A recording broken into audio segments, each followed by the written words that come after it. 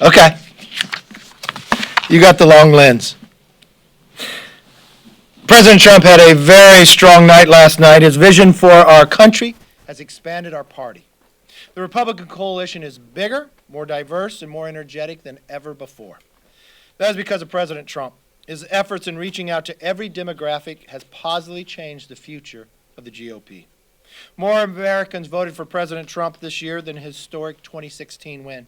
In fact, it looks like he'll have more votes than Obama had in 2008. There's a simple reason for this. President Trump has led our country to historic success.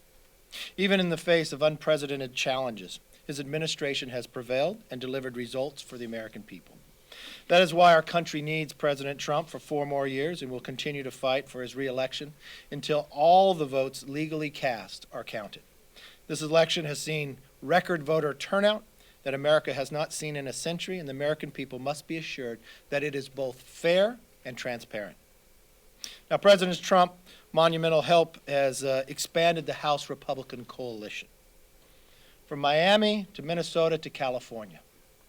From every single pundit, even from the Cook Report to upping the number of losses they said the Republicans would have up to 20 just this week. Or if you listen to Speaker Pelosi or Sherry Bustos, who runs the DCCC, or the Majority Leader Steny Hoyer, they all said it was double digits. Steny even upped it to 15 this week alone that they would win.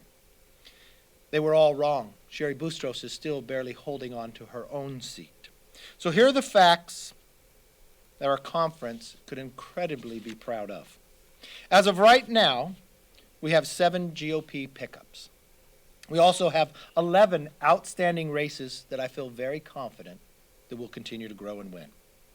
We'll likely have an additional 14 to 19 Republican women.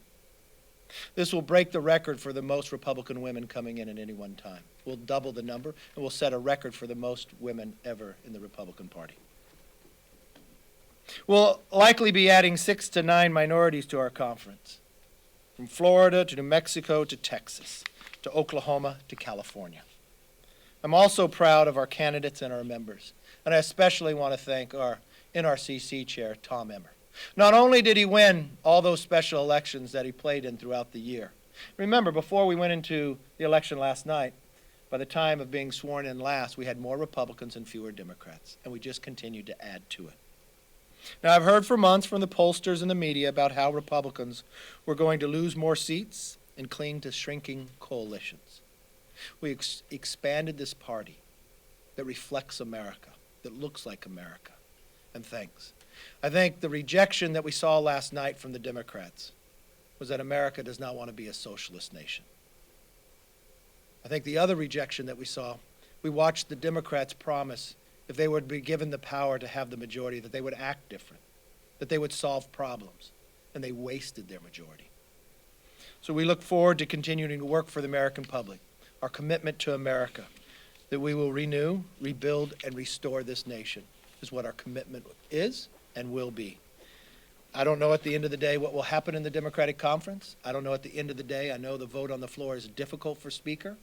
I know there was a number of people who did not vote for her last time, and as our numbers continue to grow, I think at the end of the day, no matter where we end up, that we'll be able to have a very big say or even run the floor when it comes to policy. With that, let me open up for questions. Yes, ma'am. Have you spoken to the president?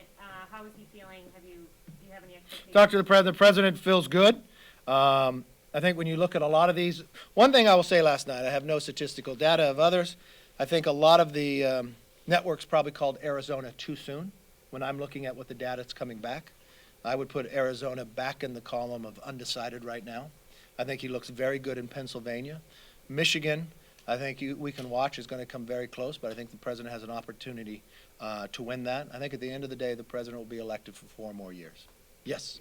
Last night, his votes were still being counted. The president said, this is a fraud on the American public. This is an embarrassment to our country. Do you think the president should be sowing doubt about the integrity of our elections? Your questions never change. No, I know. Your questions never change. That's what he said last night. Okay. Now I'll give you my answer. Your questions never change.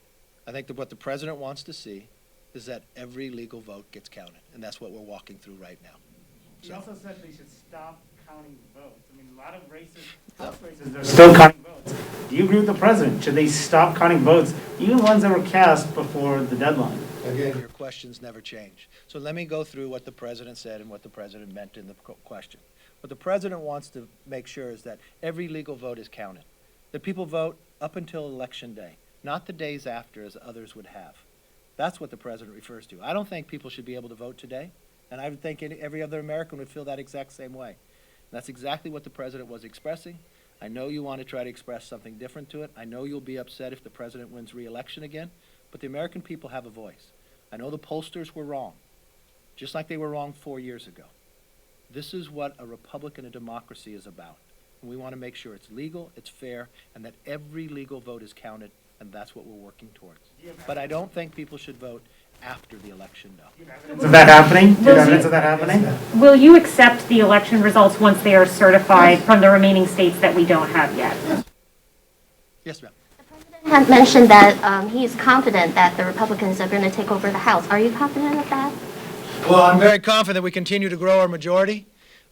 Much different than what every pundit had said, that we would lose on an average of 15 to 20 seats.